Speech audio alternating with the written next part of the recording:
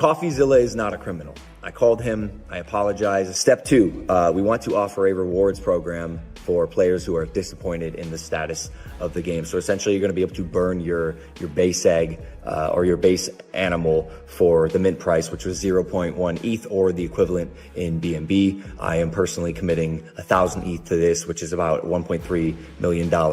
I'm sorry guys, I apologize for how this has unfolded thus far. And I want people to know that they can trust me and that I'll always take care of the fans and people who support me. And lastly, thank you, CoffeeZilla. You have catalyzed this, and I am very grateful for your work and your investigation. After this newest twist in the Logan Paul Pokémon mess, it really makes you pause and say, how did this get this crazy? What started as a flashy flex for the cameras slowly turned into something way more tangled, and honestly, pretty unsettling if you haven't been paying close attention. This isn't just about cards anymore. This is why people are heated, and why the noise around this controversy keeps getting louder by the day. Logan Paul owns one of the rarest Pokémon cards ever made, the Pikachu Illustrator card graded PSA 10. In the collector world, this card is the crown jewel, the ultimate prize, with only one copy ever hitting that perfect grade, and its value now blasted past the $10 million mark. But instead of locking it away as a legendary collector piece, Logan made a bold move. He flipped it into a straight-up business play. Logan co-founded Liquid Marketplace, a platform where fans could buy fractional ownership of high-end collectibles. That means people weren't buying the card itself. They were buying slices tied to it. Through this setup, over $2.5 million worth of shares linked to that single card were sold, covering more than half of the card's ownership on paper, and that's where things started getting messy fast. The whole pitch sounded clean on the surface. Investors were told they'd collectively own the card and even get a say on whether it stayed locked up long-term or got sold later. Logan pushed this idea hard, even promoting it on primetime TV, openly hinting that this kind of collectible investment could beat traditional stocks and mainstream options. That's the exact moment people say things started sliding off the rails fast. What's up, y'all? Logan here. As an avid collector and strategic investor myself, I am so stoked to announce the launch of Liquid Marketplace, a platform where collectors can buy and sell fractions of rare collectibles via tokens on the blockchain. As a co-founder of Liquid Marketplace, I believe we're set to level the playing field by allowing anyone to own a piece of the world's rarest collectibles and build their portfolios in. Liquid Marketplace didn't just hit a bump, it ran straight into chaos. Users started reporting they couldn't withdraw money, couldn't sell their shares, and couldn't even access funds they believed they owned. While all this was happening, Logan quietly bought the card back without any public vote or investor approval, all while users were still locked out of the platform. That move raised eyebrows instantly. Investors were left holding shares tied to a card they no longer had any control over. Not long after, Logan went on to resell the card for over $10 million, while unanswered questions kept stacking up higher and higher. And that wasn't even the end of the fallout. Many longtime collectors say Logan's short run in the Pokémon space created lasting damage and serious trust issues across the community. Now things get even messier when it comes to the so-called PSA 10 Pikachu Illustrator card Logan claims to own. According to multiple veteran collectors and Pokémon card experts, the card's condition doesn't seem to line up with a flawless PSA 10 standard. For years, Logan promoted it as a perfect museum-quality card, the only pristine PSA 10 in existence. For context, a PSA 10 is the highest grade possible, meaning sharp corners, clean edges, flawless surface, full gloss, and zero visible defects. The gap between a PSA 9 and a PSA 10 can be worth millions, so details matter big time. That's why things exploded when close-up images of the back of Logan's card started spreading online. Viewers pointed out visible marks, scratches, and edge wear, and critics started asking one loud question: how do those flaws exist on a card that's supposed to meet the highest grading standard? Some defenders tried to cool things down, saying the visible damage might have been on the protective case, not the card itself. They pointed out that Logan often wears the card on a chain while moving around, so scuffs on plastic wouldn't be shocking. But that explanation didn't land with everyone. Others zoomed in and noticed whitening along the edges that looked way more like real card wear, not just surface marks on a case, and that only cranked the doubt higher. At the same time, Logan's social media comments stayed shut off, cutting off public discussion completely and pushing even more speculation into overdrive. Things got louder when a well-known Pokémon community voice, Rattle Pokémon, shared images reportedly taken by a previous owner of the same Pikachu Illustrator card. Those photos appeared to show the card graded lower in the past, which sparked heavy questions about how it was later promoted as a PSA 10. While all this was still tied to investor promotions on Liquid Marketplace, more images started floating around online. Some showed the card sitting in questionable setups, including one photo where it looked laid out near a greasy pizza box, a vacuum cleaner, and a half-finished protein shake, with someone nearby wearing a gaming headset. The vibe didn't exactly scream museum quality. People cracked jokes that the card looked like it was being trained to level up into a PSA 10, but the jokes faded fast and concern took over. These images mattered because they backed claims that the card may have previously been graded as a PSA 9. Rattle Pokémon added more context, saying the card had a documented grading history that didn't line up with the flawless image later used to promote it. According to the information floating around, the card had been graded a PSA 9 multiple times before it eventually landed a PSA 10, and that timing matters a lot. Back then, PSA didn't treat Pokémon cards like gold. Submissions were cheap, grading rules weren't locked in, and collectors would resubmit the same card over and over, hoping for a higher number. That loose system opened the door for cards to jump grades without major physical changes. That environment made it possible for certain cards to slide into higher grades under the radar. Based on discussions in the replies, Logan's card was reportedly graded a 9 several times before finally getting bumped to a 10 and sold that way. Another collector stepped in and shared close-up images of a verified PSA 10 Pikachu Illustrator. That example showed razor-clean edges, zero whitening, no scratches, and a flawless surface. The white trike and size now corona de stout salmon cell with dow, voidodium fraude dit and set node when nina. The as des guild saw you are dead with die. But so will be exactly a trial wow. When people put that verified PSA 10 next to Logan's card, the differences jumped out instantly. Even longtime experts pointed out that a true PSA 10 leaves no room for wear at all. It has to look untouched, preserved, and basically frozen in time. To keep that level, a card usually sits locked away in a vault for years until the moment it's sold.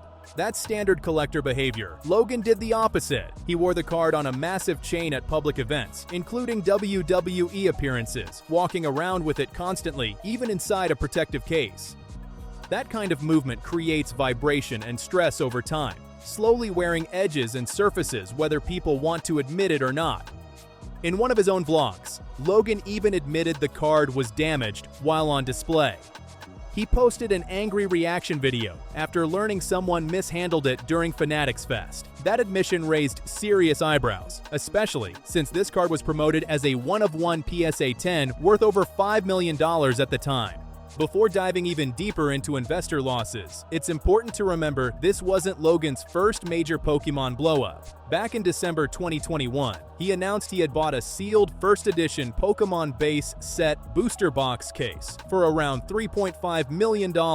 It was hyped as legendary status stuff. Then the bomb dropped. The box didn't even contain Pokémon packs. It was filled with G.I. Joe cards instead. Some people laughed it off like a viral mishap, but a lot of serious collectors were not amused at all. Many longtime collectors believed the whole situation felt exaggerated, or worse, staged for attention.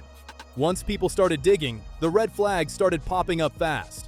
The box had appeared on the Canadian version of eBay months earlier, listed in March 2021 by a seller with almost no feedback and a recently changed username. That alone set alarms off. The listing was filled with grammar mistakes and had zero solid proof of where the box actually came from. Veteran collectors immediately called it sketchy. High-end Pokémon items at that level are usually handled by trusted brokers or major auction houses, not random eBay accounts with no history. To make it worse, the seller gave multiple conflicting stories about the box's origin. One time it was from an elderly woman, another time it was a childhood gift, then suddenly it was found in an attic. And none of it lined up, and none of it came with proof. Despite all that, massive bids still rolled in. When Logan announced he paid $3.5 million for the box, the Pokémon community reacted with straight disbelief, and the trust gap only got wider from there. Collectors, graders, and longtime experts were all saying the same thing. The box looked fake or heavily tampered with from the jump. When it was finally opened and revealed to be packed with G.I. Joe cards, Logan did receive a refund. But even then, skeptics weren't buying the clean exit story. Many pointed out this wasn't his first dramatic Pokémon reveal, and that history mattered a lot. In the past, Logan had staged over-the-top reactions to fake cards, including destroying a display while acting shocked on camera. That footage never left collectors' minds. Because of those moments, many in the community say, the trust damage didn't start here. It was already cracked long before. This situation just made it worse. With that history, critics believe Logan understands exactly how viral outrage works and how to flip attention into leverage. Some argue the so-called $3.5 million price tag may not have even been fully paid, and instead functioned as a headline number meant to shock the internet and pull massive clicks. The number alone did the heavy lifting. The theory goes deeper. Attaching a huge valuation made it easier to later push the box into the spotlight for fractional ownership-style hype, similar to what happened with the Pikachu Illustrator card, where excitement came first and clarity showed up late. And it didn't stop there. Around the same time, Logan pulled a PSA 10 first edition Charizard and announced plans to auction it publicly, tweeting about the sale while also steering attention toward a betting platform called Polymarket. To many watchers, the pattern was starting to look way too familiar. Users were pushed to place wagers on whether the card would sell above certain price points, like $500,000 or $700,000. And that line between collecting and pure entertainment got blurry real fast. I think the deal needs to be sweet. That's all I'm saying. Okay, since I know that you want cash now, what if you can walk out of here with a check for $1.5 million? Okay. Me walking out of here with essentially would be an advance. Yes. Is appetizing. This particular piece means a lot to me. The 1.5 is nice, but we know his card's gonna sell for 1.5. Of course it's gonna go for more, yes. So it may need to be a little higher. What would make you happy walking out of here late with? Today, right now. Right now. You will write the check right now. Yes. Got an expensive wedding. $3 million? $3 million, I'll tell you what. What I can do and I can justify, write your check right now for $2.5 million. In fact, This guy's crazy. 2.5 mil. You have a deal? You are a crazy person. I've been told that before. I have to say, my heart tells me to do this deal with you, and so I will do the deal with you. Great. Great. Now give me that. Critics immediately raised concerns that Logan himself could place a bet predicting the card would clear a specific number, then influence the outcome by bidding on his own auction. That idea alone set alarms ringing everywhere. The theory was simple but unsettling. Logan could bet that the card would sell above $700,000, then step in and bid just over that number himself. Once the threshold was hit, the bet would pay out, and he could back off and let another buyer finish the deal. While this remains an allegation, collectors say the setup creates a serious ethical mess, where promotion, betting, and auction results all point back to the same person.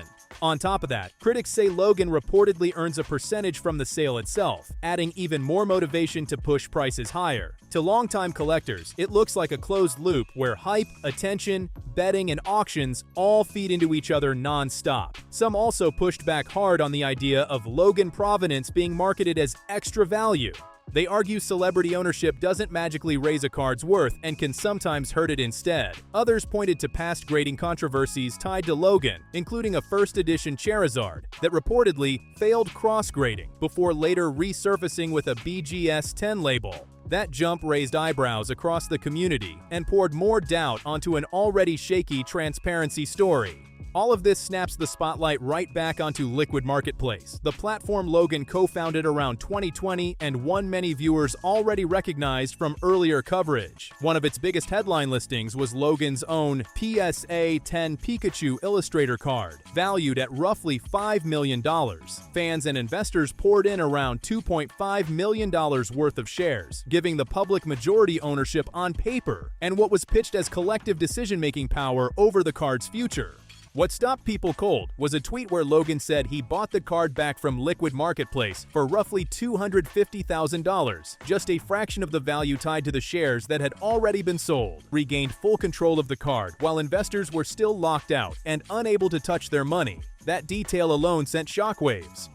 As users continued reporting frozen withdrawals and inaccessible funds, things got even worse. Not long after, Liquid Marketplace quietly shut down altogether, leaving millions of dollars effectively trapped, with no clear resolution for users who believed they owned real shares tied to real assets. During this entire period, Rattle Pokémon and others kept breaking down the fine print, pointing out terms many users may not have fully understood. Investors thought they were buying true ownership, sharing profits, and gaining voting rights. Critics say the end result told a very different story. Logan regained the asset, the platform disappeared, and users were left without transparency or payouts. That led people to start questioning motivation. Logan is already extremely wealthy from YouTube, Prime, WWE appearances, sponsorships, and multiple business ventures. Yet controversies like Crypto Zoo and Liquid Marketplace keep following him. That pattern has some fans asking a tough question. Why were more high-risk ventures aimed at supporters even necessary in the first place? The accountability question is what really sets people off. Logan was a co-founder, listed his own card on the platform, and fans put in real money believing they were buying actual ownership. Then the company shut down, and the asset ended up back with him. To everyday investors watching from the outside, it feels like a setup where losses landed on the public while control stayed private, and that never sat right.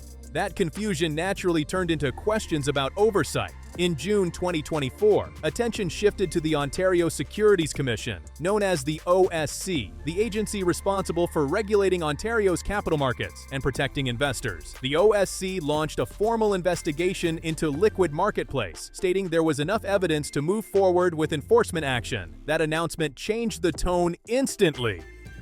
In a June 19th filing, the commission alleged that senior leadership misused roughly $3 million of investor funds for personal benefit, naming executives Ryan Bahadur, Nick Dale, and Dennis Domer. While Logan Paul himself was not named, the OSC claimed investor money was routed through shell companies, interest-free personal loans, and hidden payments. According to the filing, company funds were allegedly spent on luxury clothing, jewelry, watches, and wellness services, all while users struggled to access their own money.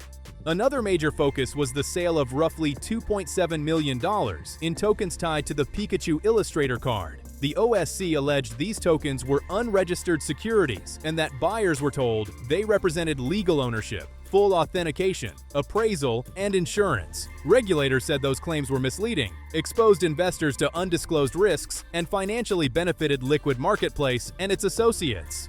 The commission recommended penalties of up to $1 million per violation and the surrender of any gains, with the goal of eventually compensating investors. For many watching, the biggest frustration remains this: Logan was not named in the enforcement action, despite publicly calling himself a co-founder in multiple widely circulated videos, and that gap continues to fuel outrage and unanswered questions. Logan later said he plans to make investors whole, but a lot of people aren't buying it. The skepticism is heavy, especially after promises made during the Crypto Zoo controversy that many say were never fully delivered. Each time a new scandal pops up, there's a fresh promise, the spotlight moves on, and the financial damage stays unresolved. That pattern is getting harder and harder to ignore.